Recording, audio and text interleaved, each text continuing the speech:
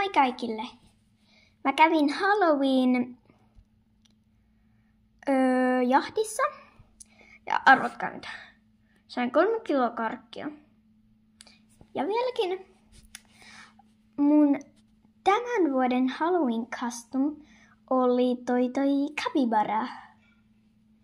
Ja sain todellakin sen 3 kiloa karkkia. Se oli ihanaa. Ja nyt lähdetään vähän maistelemaan.